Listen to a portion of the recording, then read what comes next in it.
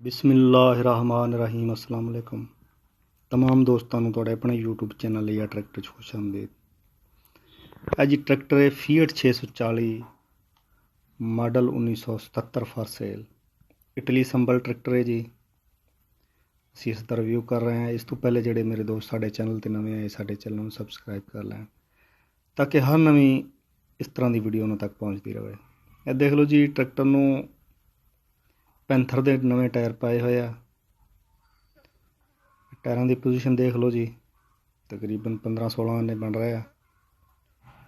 ਮਾਲਕ ਦੇ ਬਕੌਲ engine pump ਬਿਲਕੁਲ ਓਕੇ ਹੈ।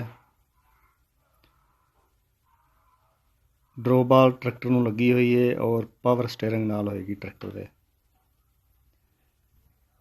ਇਹ ਤੁਸੀਂ ਸ਼ੋਅ ਦੇਖ ਲਓ ਟਰੈਕਟਰ ਦਾ ਜੀ। ਮਾਲਕ ਦਾ ਕਹਿਣਾ ਹੈ ਜੀ ਕੁਛ ਇਹਦੀ ਮੈਚਿੰਗ ਹੋਈ ਹੈ ਸ਼ੋਅ ਦੀ, ਓਰੀਜਨਲ ਸ਼ੋਅ ਨਹੀਂ ਹੈ। ਰਿਮ ਵਗੈਰਾ ਤੁਸੀਂ ਦੇਖ ਸਕਦੇ ਹੋ, ਨਵਾਂ ਟਾਇਰ ਹੈ ਜਰਨਲ ਦਾ। ਟਰੈਕਟਰ ਨੂੰ ਜਿਹੜੀ ਰਜਿਸਟ੍ਰੇਸ਼ਨ ਹੈ ਜੀ, ਪੰਜਾਬ ਦਾ ਨੰਬਰ ਲੱਗਿਆ ਹੋਇਆ ਔਰ ਕਿਸੇ ਕਿਸਮ ਦਾ ਖਰਚ ਦੀ ਜ਼ਰੂਰਤ ਨਹੀਂ ਹੈ ਮਾਲਕ ਦੇ ਬਕੌਲ ਜੀ।